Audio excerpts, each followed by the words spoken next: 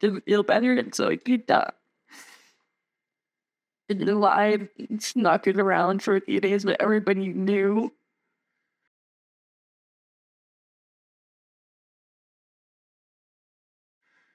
And then I took the Suboxone too soon and put myself in precipitated withdrawal, which is a million times worse. And so it was just scary. It's like that trauma of detox is like so fresh again. It really, really scary.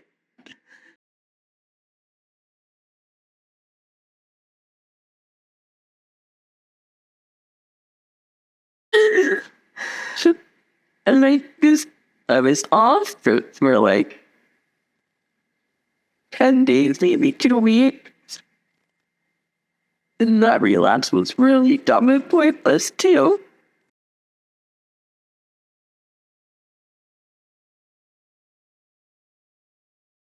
And I want to make another plan.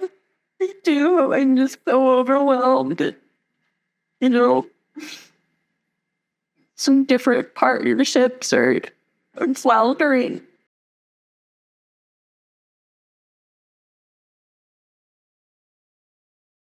Like, why did I have to screw up these amazing opportunities that I already had this year?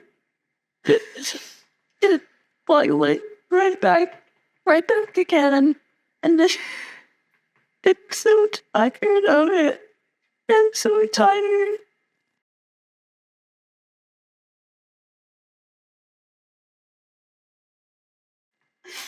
And I get suicidal, I do. Like, all I think about is how much easier it would be on everybody around me. And I know people are sick of me and resent me.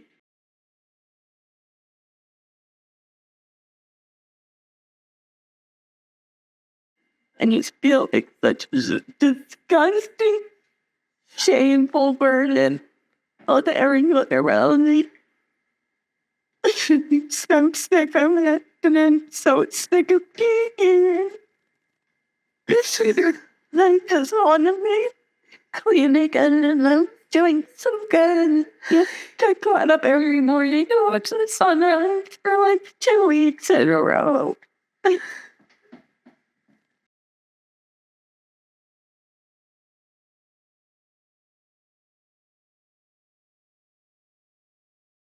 And it was so nice.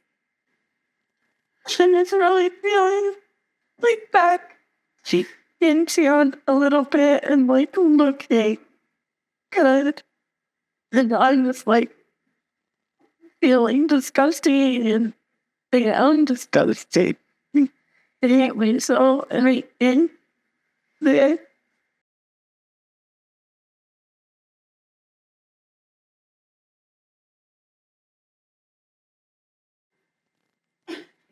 It's so scary.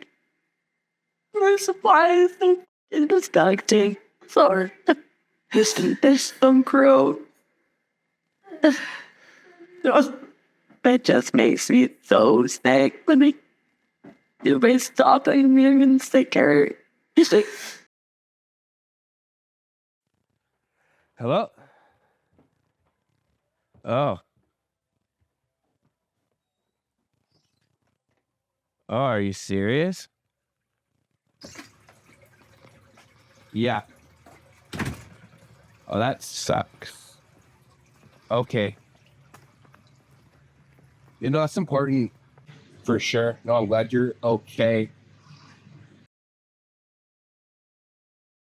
You know, I can come grab a sample for sure. Yeah, I'm just getting in my car right now, so I'll be there in like 15. All right, okay, I'll talk to you soon. No problem. Okay. Bye. Yeah, drug checking is a full-time 24-hour job for me.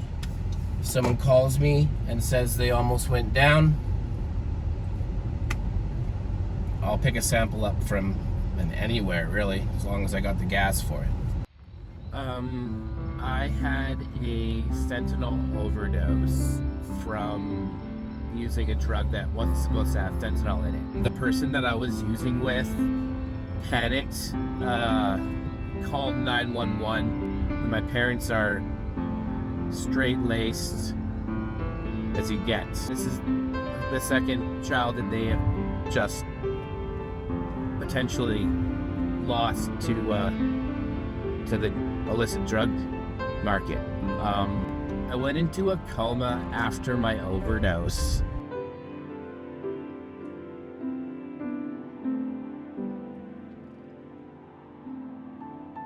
Every day that I didn't regain consciousness was another day of more damage, and eventually my brain was pretty much brain dead. And the doctors told them, after they had stabilized me the best they could, that I would never wake up, and they should probably pull the plug. So,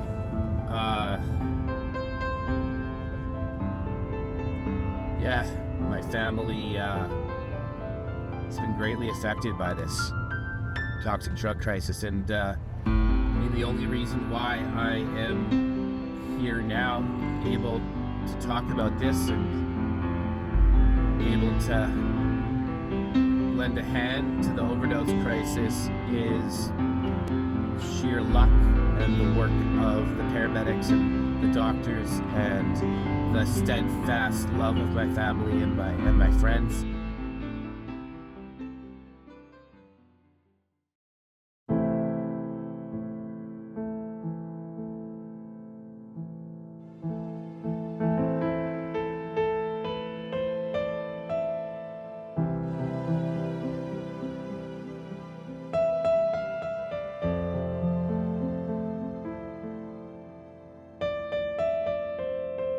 So I had basically a perfectly normal,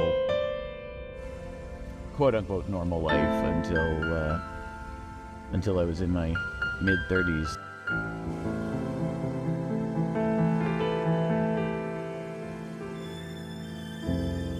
Then I met my wife and had a perfectly idyllic existence with her for almost 7 years, and then due to a set of circumstances, she ended up committing suicide, which sent me into a spiral of depression. And I tried to commit suicide by I had heard that fentanyl was the up-and-coming thing, and that you could die with just one hit.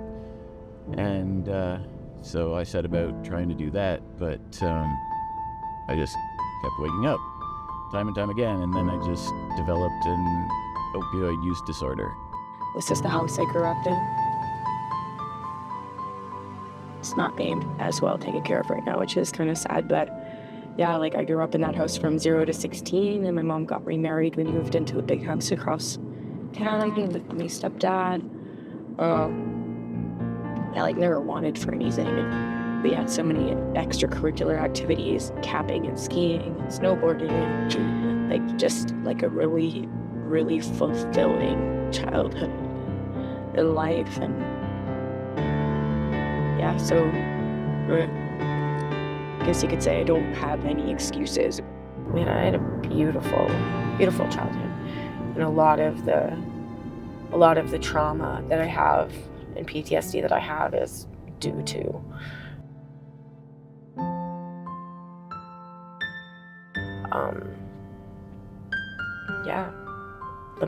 like being mistreated in the medical system. I was so overprescribed for so much of my teens and 20s, like it was negligent.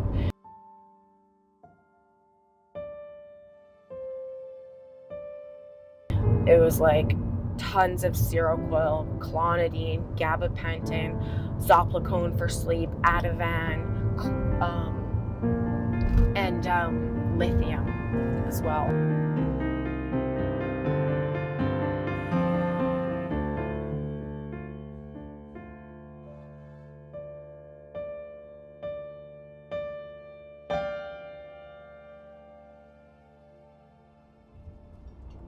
What I'm trying to do is give everybody the information, make sure that everybody has that same safety, because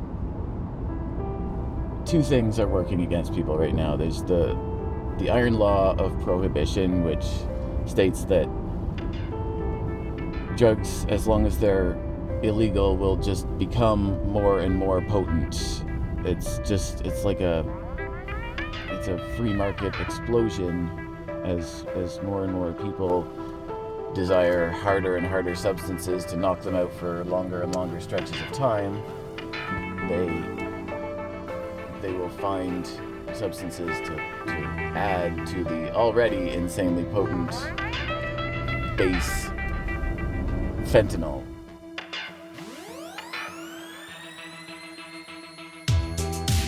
Killer, right?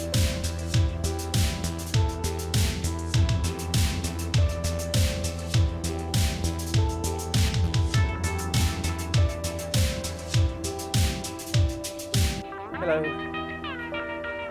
Hello. Dazzle dazzle.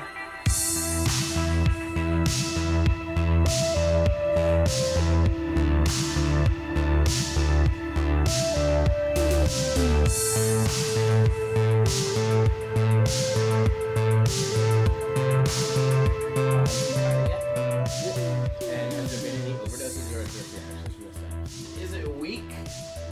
Strong? What would you say? Very strong? Alright. Yeah, I've been getting my perception. Yeah, you have. Quite some time now. You have. Would you say that the service has helped you like a little bit? Quite a bit, yeah. Yeah, it's like what got you high, but Dark gray. it didn't really do much. And then it's like We gave you some explanation. because there's and then I think you guys ended up finding hot spots in it. Okay. And I guess I was smoking the bunk part of the bag. Oh, dude, that's critical. That's so good that we could help you at least with So that. I was like, okay. That was a couple weeks ago? No, this was like Okay. last year.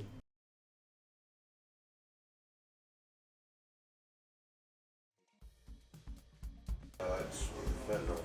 Alright. Have you tried it yet? I don't do it. You don't do it. Okay, so it hasn't been tried by you? No, rather than try it. Really? Has there been any adverse reactions from it at all from other people? Like overdoses? No, there's people pass out.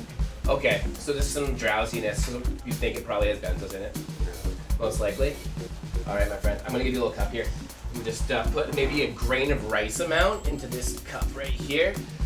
And then don't bother passing it to me because I could spill it. So I'll just take it from you when you're done. And take your time, man. What color are we dealing with? Purple? Yeah, we usually write down just the We, basics about it. And we try to go by your colors if you had more than one, and you thought, well, this is more pink, and I said the purple stuff, and you get all confused. So do you know how this works? Okay. Fantastic. So what it's going to do is we're going to take your sample, we're going to put it on this machine here, and the machine is going to shine infrared light through it to get basically what you can think of as a fingerprint. So down usually contains, anywhere from 2 to 6 ingredients, and that is, you can think of it as it has multiple fingerprints, all one on top of the other, so we have to kind of separate them and tease them apart. Now, there is a 5% detection limit where we either might miss something or be unable to identify it entirely, and that's why we use test strips to determine if substances are in fact in there that could be dangerous, for cocaine and methamphetamine, we'll use fentanyl test strips to make sure there's no fentanyl at all. Measuring background. Measuring background. For down, we'll use benzo test strips to just see the presence of benzos, because often we can't fully identify the benzos because they're super potent. Even at like 1 or 2%, you could have a benzo that's the equivalent of 20 Xanax.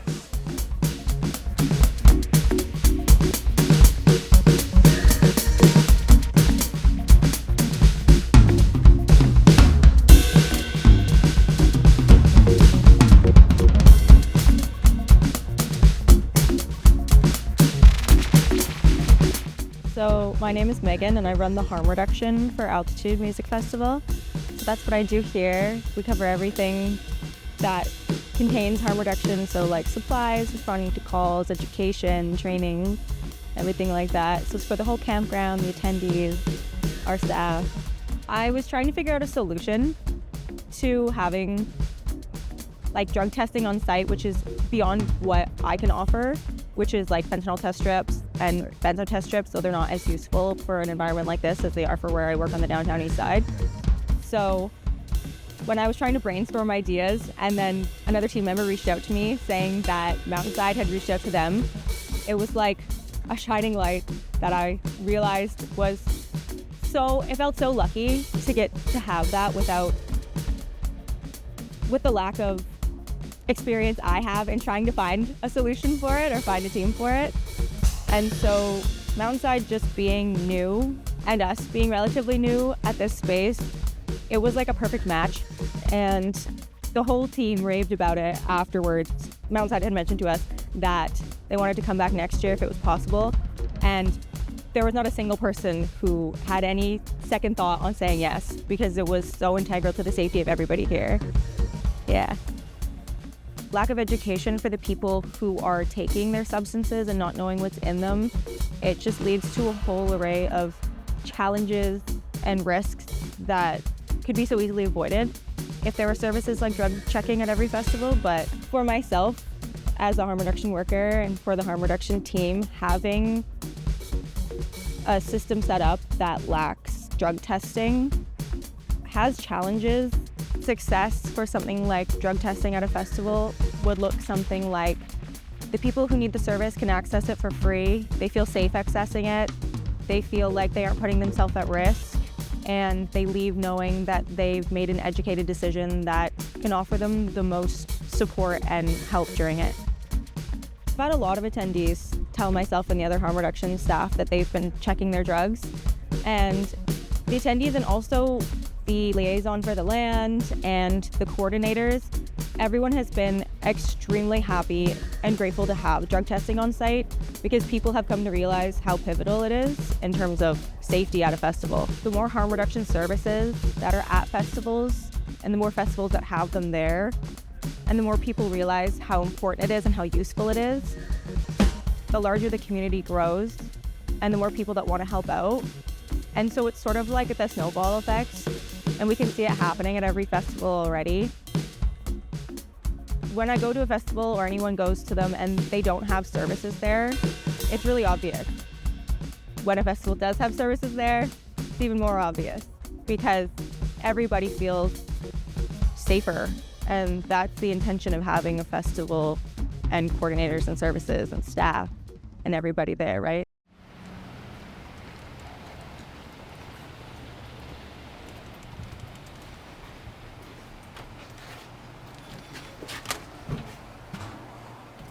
Hi. Morning. How are you? Good, how are you? I'm good. Good. Is that Tanis? Yes. Perfect. So Dr. Grover should be here shortly. Okay. I can just grab you a urine container to do a sample, All right. and he'll call you when he's ready. Thank you. Thanks.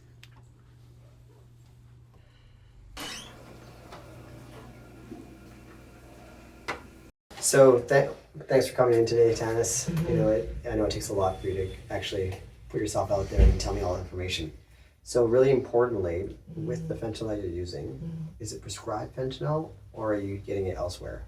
It's not prescribed fentanyl, so it's from an illicit supply. Yeah. We do, of course, have access to pretty rigorous testing, so we do know that it is just fentanyl HCl and mixed strictly with caffeine. Okay, perfect. What makes you use more or less in that particular day? A really stressful job Yeah. and a lot of workload. It'll be stress and unexpected things thrown at me throughout the day that really kind of up my usage. Yeah. I'm also in quite a lot of pain. Like, I've got a lot of dental work that's being done. What I want to get a sense is of your dependence. How much do you think you could have on a day where you don't feel sick? Just roughly, like just throw it out there to me. Probably a half gram. Half a gram, okay. Yeah. So that's that. So what that tells me is that's what your sort of baseline dependency amount is, and that's very important for me, because when you're going for dental surgery, you're going to have now sort of acute on sort of chronic issues there, okay? So I'm definitely using more most days than I need to. That's for sure. Is it the high that potentially you enjoy? Is there something associated with it that you really enjoy? And why I'm asking you that question is because we can focus on some of the aspects of that part that provides that euphoria. Yeah, like the ritualistic aspect of it, the calmness, the bubble, the blanket aspect of the opioid there. Yeah, absolutely. If you've relapsed like more than once, do you see a consistent pattern? And that's important for me to kind of understand so I can get ahead of the curve there with you.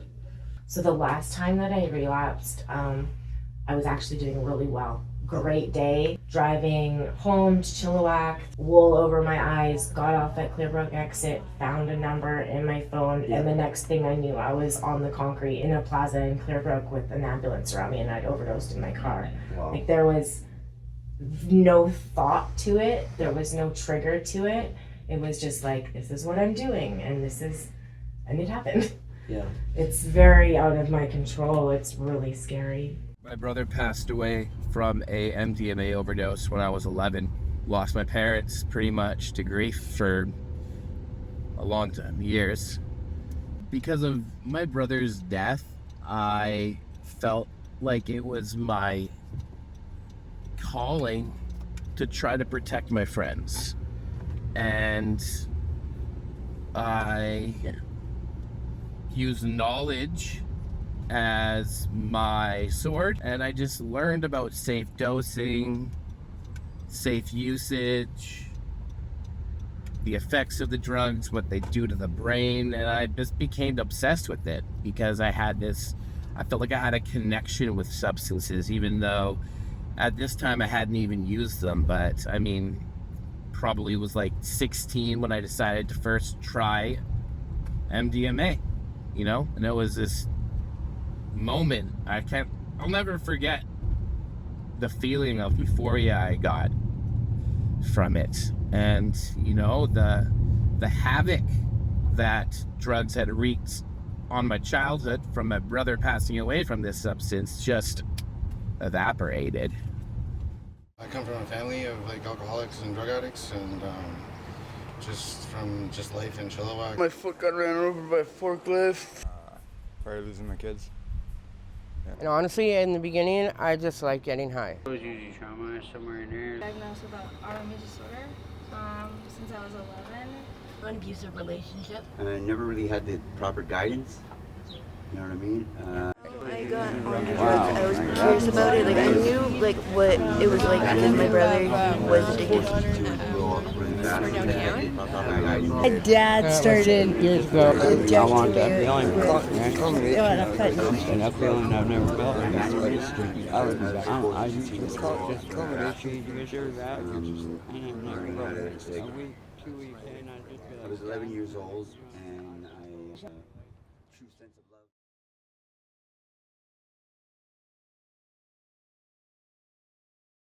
Peel back the layers of the onion and see where we can identify any triggers that potentially. Yeah. Because maybe, driving through that area where you particularly had used is a trigger for you. Yeah. It's really helpful for me to know. It's really interesting, right? It's like so many, we focus on these negative triggers, but really it's like I use when I'm happy and I use when I'm not. And it's like all emotions come alongside it. Yeah.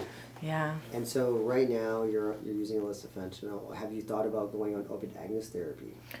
So our lines are buprenorphine, which is Suboxone, and then Acadian, methadone, and potentially some other options for harms or safe reduction. Yeah, absolutely. And so that's kind of that's where my barrier comes up, is I have such a habitual pattern that if I add an opioid agonist therapy to my existing pattern, my tolerance just goes up. Right. And I don't actually dial back the other stuff. We've seen xylazine make its way in, and xylazine has its own issues. Like we've literally repeated the warning over and over again that this can cause injuries that resemble flesh-eating disease. It's just ridiculous. Yeah, it's been the most absurd explosion of narcotic substances to find their way into the supply in literally unknown potencies. Like we've seen and tested samples that were as high as like a 50-50 mix of just plain fentanyl and a benzodiazepine.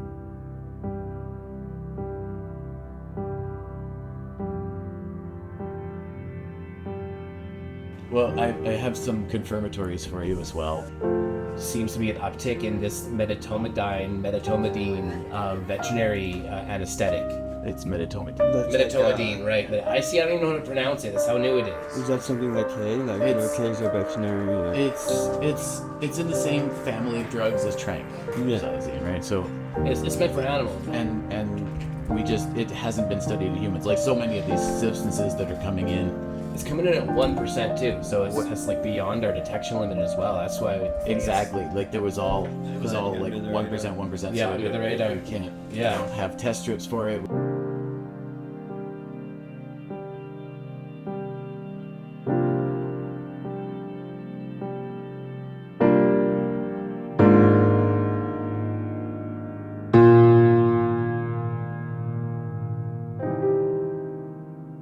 Do you think that getting your drugs tested, Jordan, like could have an influence on the supply at large? Do you think if enough people complain? This guy in particular, who I get it off of, when I went to him with the drug test showing xylazine positive hella, he got right on the phone and he switched out his whole batch. Wow, it's like a swinger. He was lied to. He completely lied to, and he was so mad. And one of the very first times I detoxed, actually, I think this was the very first time I detoxed off of fentanyl. They locked me in a cell in like, it wasn't the psych ward, like the regular psych ward, it was like upstairs in like ICU, psych hold. And I was like out of control. I was detoxing off of not only fentanyl for the first time, but like an absolute ton of pharmaceuticals. Just like they needed me at a baseline, so I just went cold turkey off of all of that at once in a cell. Like I was smashing my head against the wall. They were like restraining me, you know, and it's like big men in white coats and masks, right? It's like nightmare stuff. Hauled all in the butt. It sounds like, you know, you're a bit nervous about the procedure and that you would like to still continue to use some of the fentanyl you're using up until the procedure. And in post-procedure, depending on how you're doing, we can start Suboxone. And also acknowledging that, you know, you're so far from the pharmacy. When you're sick, you can't keep coming back and forth. Yeah. With certain higher risk medications like methadone and cadmium, there is more of a connection to the pharmacy, but with Suboxone we can absolutely make this work. Because there's some variables here, what I want to do is I want to follow up with you the day after your procedure, if that's possible. Yeah. And if you're not able to see me in person, we can absolutely do a phone call. Sounds like we're pretty much ready to go here. Now, with regards to the follow-up post-surgery, you might need an extra day or two sort of adjuncts and some opioids, maybe like some hydromorphone that can help you with that temporarily. Suboxone's a great option for people that have some dependency, that baseline level, and it's a good option for the chronic pain part, but sometimes it just doesn't do very well for the acute pain part. Yeah. So we got to measure that out. We do safe protection room right there, so people come in regularly, and all that we've had is just a fentanyl test strip so far. But now that we can offer full-on testing before people use, after people use, comprehensive testing, I've had people who have tested it, looked at it, and thrown away their needle. It's what keeps people alive, knowing what you're putting in your body. Yeah. Because you can put too little and be fine and do another, or you can do too much of what you don't know and die. It's so... This is a human crisis, right? This is a human crisis. For sure. I think it's so important that hearing your story and how the service has helped you understand the supply and drive demand for something that's a little safer, at least, is all the go I need. What drew you to start doing this? Was there a certain incident, or Did you lose someone, or just I what lost- made you want to do it, make a difference? I don't even like to think about what I've lost and who I've lost. But I just, I have 4 Narcan kits on me at all times, and normally within a week I'll use them.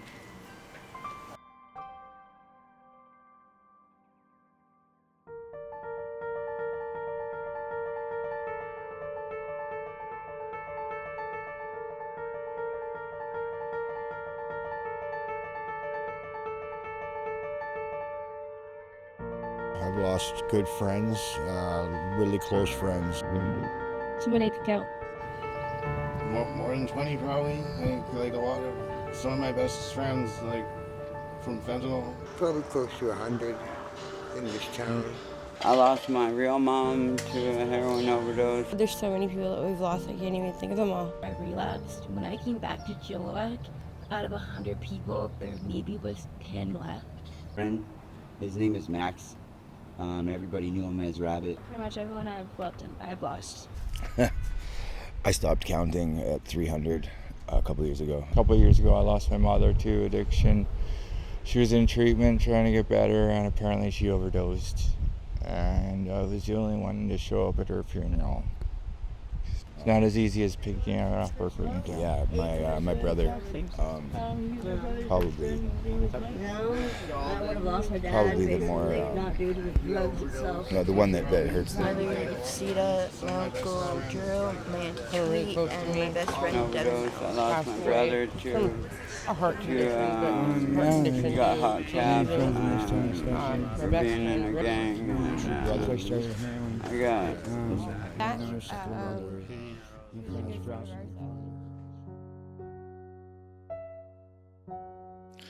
Every day across Canada, more people die because of toxic drugs. Our drug checking service is a lifeline, giving people vital information about the substances they're using. We test for different varieties of fentanyl, benzodiazepines, veterinary tranquilizers, and other dangerous contaminants to prevent overdoses and save lives. But we're one single lifeline adrift on the ocean of the ever-evolving toxic drug supply. Imagine a world where an addict could access safe, regulated drugs. A world where they could start to put their lives back together instead of being forced to scrabble in the dirt, live in a tent or a shack in the woods, fight amongst themselves for the scraps or drink cans that the rest of us throw away. A world where addiction was treated as a health issue, not a crime. A world where hospitals, paramedics, and firefighters don't spend millions of dollars a year on overdose response, and police don't have to deal with drug-related property crime. The cost of, quote, free drugs for addicts, unquote, is utterly trivial, non-existent in comparison to the money we're forced to spend on these ancillary and unintended costs of prohibition, which has failed, is failing, will continue to fail. We need to implement bold, evidence-based solutions such as safe supply and real decriminalization to truly address the root causes of this crisis and build a healthier, safer future for all Canadians. Even if that's a world where all of us drug-checking technicians have to search for new careers. And the other piece for me is the insomnia gets me in those early few days. I usually get a good night's sleep the first night. Trazodone has helped me in the past with that. Yep. Clonidine has helped as well with the sort of racing heart and the sweats. Yep. So I'm sure that's kind of what you're talking about. Totally. there. Yeah, there's definitely a lot of different options there. Yeah. So, lab work was really good. You're good to go from my end. Okay. Yeah, totally. So sounds like we're ready to go step 1 in your journey, and then step 2 we'll follow up and kind of just adjust on the fly there. Yeah. But I think if we follow this plan, give or take a few days, I think things are gonna go smoothly. Yeah. Well, we've been preparing for a few months now, and I've been putting just absolutely every little thing that I've learned along the years into place, and yeah. I'm looking forward to feeling so much better. That's good. Yeah. Totally. And if if this is what you want, you can make it happen. Yeah, absolutely. So I thought that I would get started. It's super peaceful up here, as you can hear the birds. I'm watching a hummingbird right now. Just recognizing my privilege to have such a safe and really tranquil space to detox in.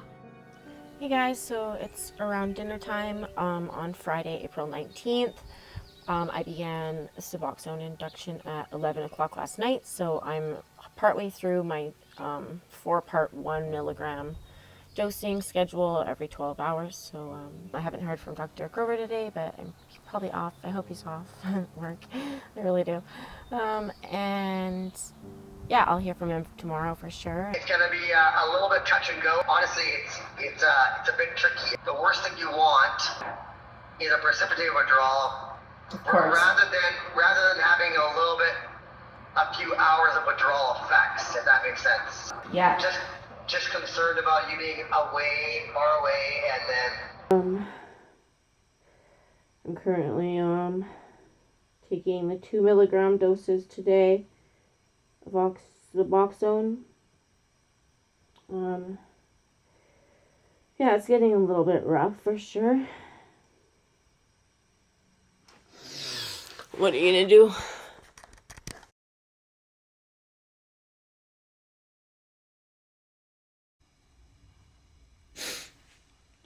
And it's like I know so many people like really wish this for me. Like people in my life are really rooting for me to be clean. Like, that's how I know like these people that I love and trust, they want this for me, so it must be right. I just don't know what I want. It's really hard. Yeah, like it's really hard when you know you've like been clean before and you know what it feels like, and you killed recovery and was doing so well and then lost it like so fast and so hard. And it's just like I've done it before, I can do this again and can do it so much better. It's such a really weird feeling.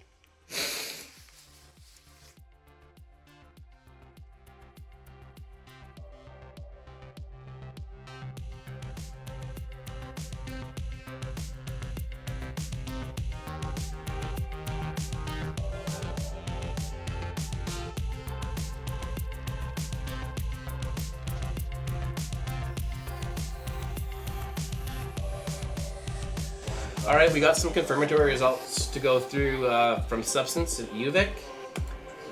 From the last couple weeks. Yeah. Are you good to enter in the data there, Will? All set. All right, so sample ID 0617001. Yep. All right, the results are fluorofentanyl 15%. That is all. Huh. Yeah, see, Mike wanted that at like 20 to 30, so that was higher. Who knows? Yeah, who knows? All right, this is fentanyl at 22%. Medetomidine, yeah, 22. Okay. Medetomidine at 1% again. Cut with caffeine and a sugar.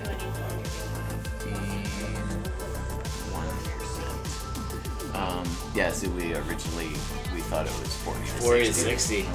Yeah, took a big swing. That'd be interesting to revisit that one. Pulling.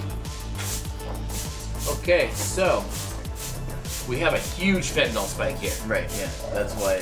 This is why we quantitated it, and but the paper spray came back at only 22%, which is freaking interesting because look, I guarantee you, when we the throw mixture analysis, when we throw the quant on it, look at this. Let's just go right off the bat. And it shows fentanyl right away. Fentanyl's the first ingredient. Yeah. Right? And then let's do a mixture analysis on this. Yeah. Right? With what? Let's just say 4 ingredients? Sure. 3. 3? Yeah. Let's just do 3. Caffeine or erythritol. Look at this. And watch this. I bet the fentanyl's gonna be like pushing 40%. Yeah. And look at it hug. Look at it hug that M there. Yeah.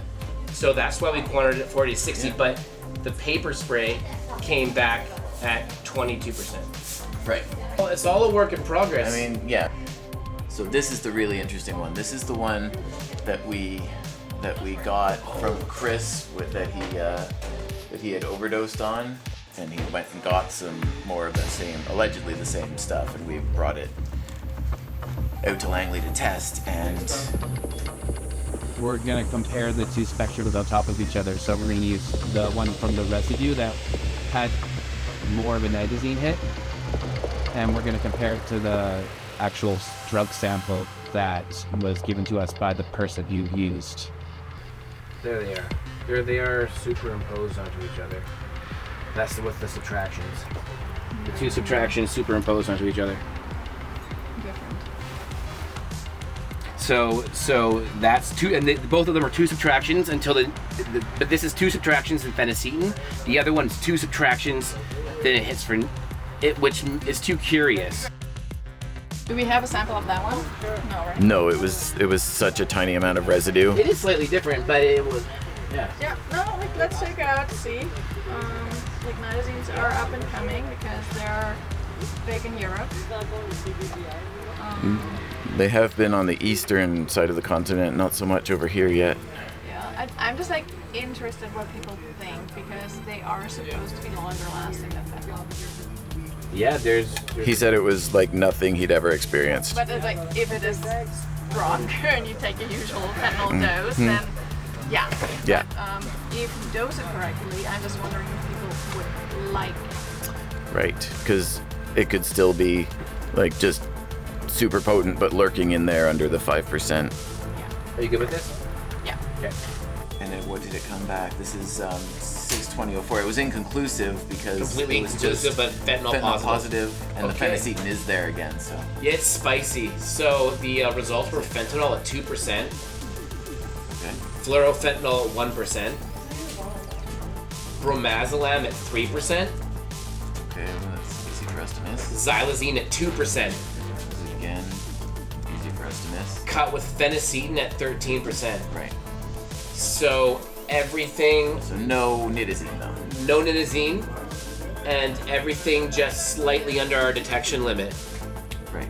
And so that could create some more static buildup with the phenacetin and lead to like false hits. Right. In my opinion, anyway. Yeah. All right.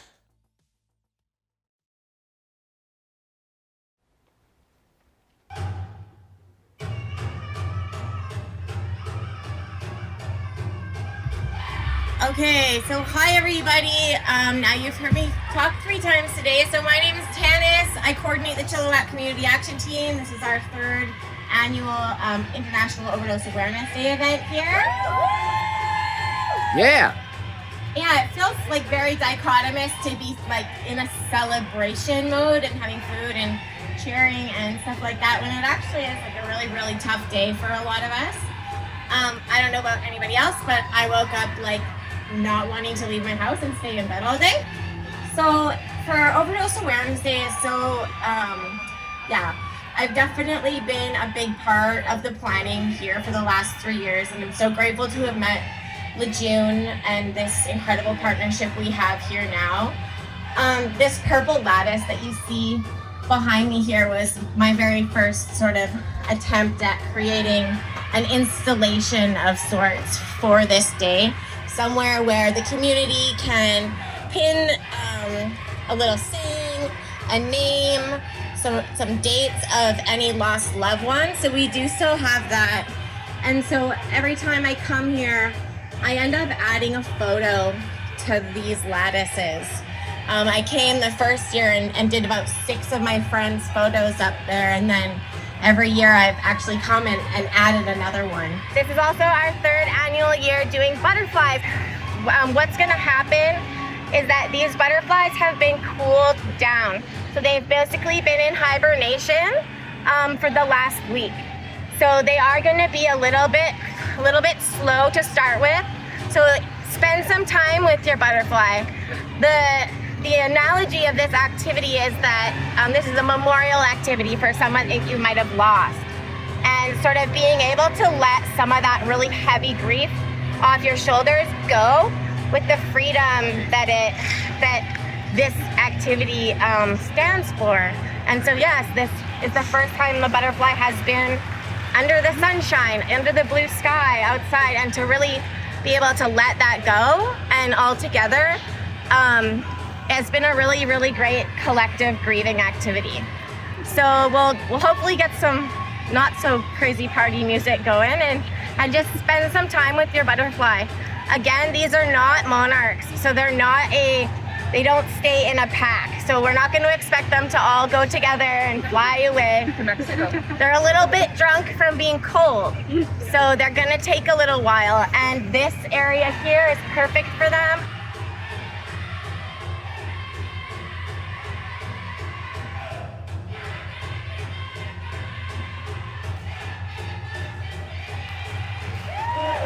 And eventually, I spoke, I talked, I moved, I acknowledged, I had taken out of the ICU, got moved to acute care. From acute care, a kidney transplant was scheduled that never had to happen because my blood work just kept on getting better, and eventually, like so many people don't get the chance that, and I eventually am the man that you see here today now.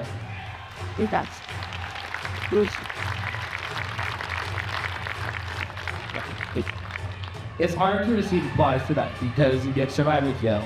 So many good people, a lot of people don't get that chance.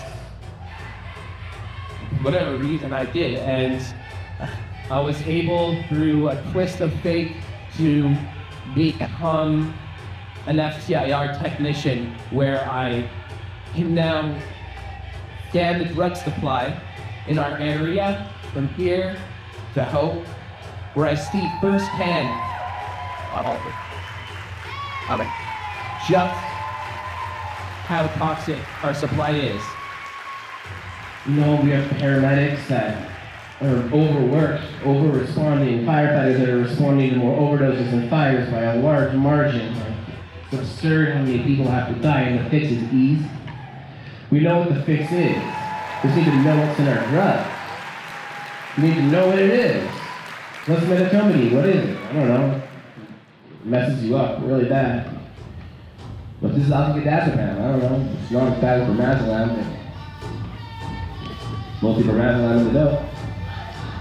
It might sound like jargon Google all to you guys, but these are the drugs that are told you so. Truthfully.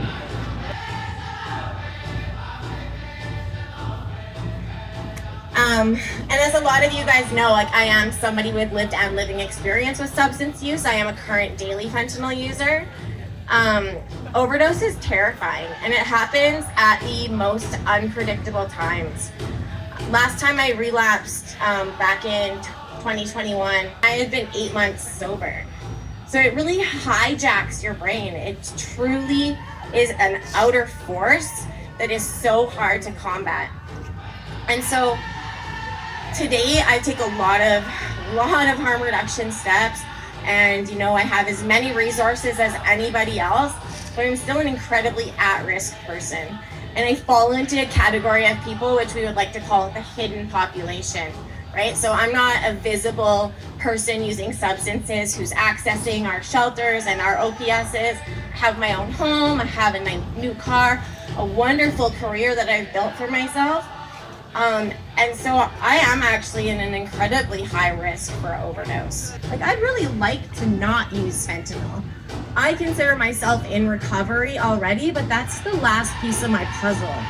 Like, I'm in recovery when it comes to physical health and financial freedom and relationships with my family and friends. But it's just sort of that one last piece. And removing that now is just a very strange feeling. I've done the rock bottom detox. I have nothing left. I don't have a car, I don't have money, my parents aren't talking to me, I've got nowhere to go. And I've done that type of detox, but detoxing when my life is actually pretty well put together is really strange, and it's proving to be incredibly difficult. But yeah, I just really wanted to talk about how I use today and how not all substance use is incredibly chaotic the way that it's visible to the folks that we serve, but that it's quite hidden, and that the hidden population is in so much danger right now.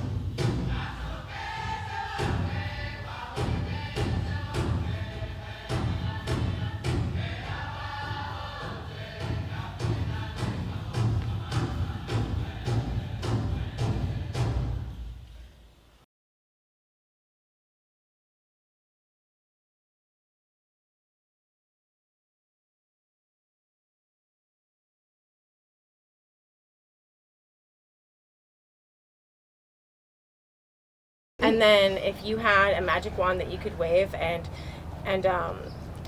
have a solution to the opioid crisis, what would it be? Probably be that we need more help for trauma, especially abuse of children, because we're dealing with substance abuse counseling, but we're not getting trauma counseling from when we're little. I would have it so the doctors couldn't just cut people off like that, you know? Get them off properly. I got on methadone. I got off all the dope. 6 months off methadone, off all the dope.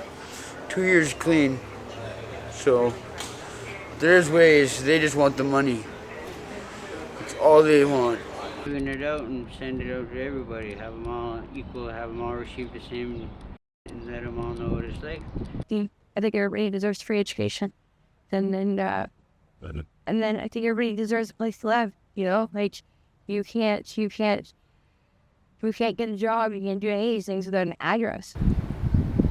Instead of the judgmentalness and the understanding. More open help from people that are supposed to be there to help us, like our government.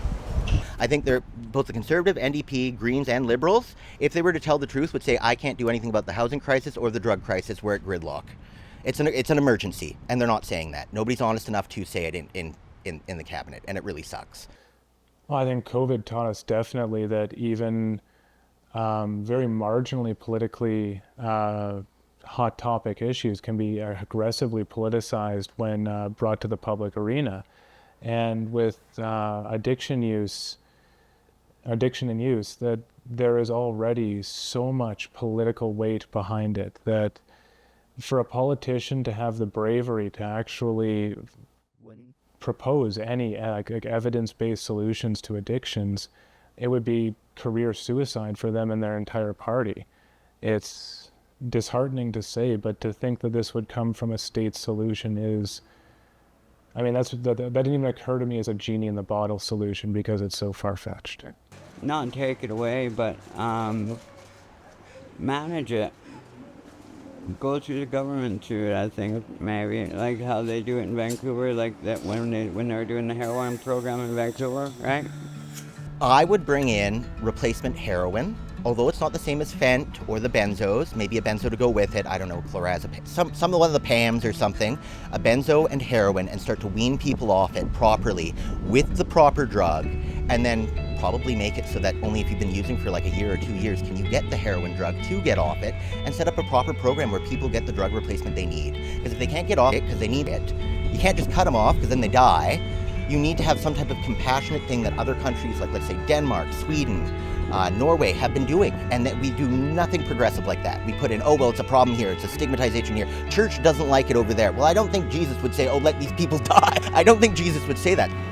You gotta beat the mental health before you can beat the addiction. You can't just force somebody to go to treatment and expect them to get better. And you can't just force them to go to jail or something like that. There has to be a different way.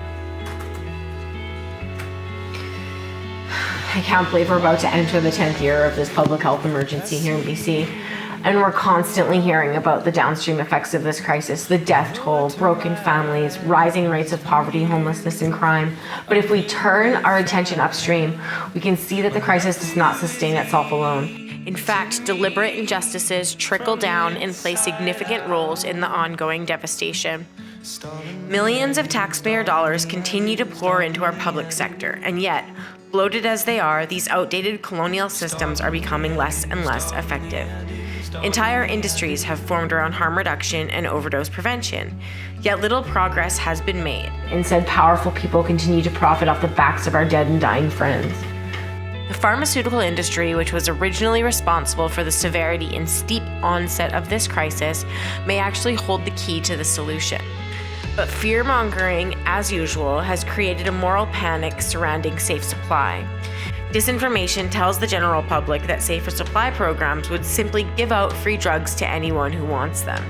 In reality, safer supply is a concept centered on bodily autonomy, the knowledge of what one is ingesting and of being able to control the doses of that substance. Safe supply should be utilized as a tool towards one's recovery, to gain stability. Only then can one begin to examine the root causes of their substance use. Similarly, Mountainside's drug checking program is not an end-all solution, but a tool to keep people alive and informed until they can gain the capacity for recovery. One tool that could definitely help turn this crisis around is a psychedelic called ibogaine. Taking this medicine in ceremony boosts neuroplasticity, allowing for deep introspection, producing incredible results for people with opioid dependency and, more importantly, complex PTSD. It is proven to rewire neural pathways in the brain. My own experience with ibogaine was profound, a rebirth and a huge reason why I am alive and thriving today. Ibogaine and other powerful and effective indigenous plant medicines remain scheduled substances. They're expensive and inaccessible, forcing treatment underground. Prohibition of all substances continues to be a major stumbling block. BC had a half-measured attempt at decriminalization in 2023, which failed miserably due to the lack of meaningful inclusion of people who use drugs in the planning and implementation of this policy. We're calling for compassionate, equitable approach, something to dismantle the systems that perpetuate this crisis. We need safer supply and the willingness to integrate treatment modalities such as ibogaine to overcome the status quo. But first, we have to stop letting people die from toxic drugs, or worse, watch them flounder in cycles of overdose, hospitalization, incarceration, violence, and oppression. Everyone deserves health, dignity, and a chance at recovery. We deserve hope.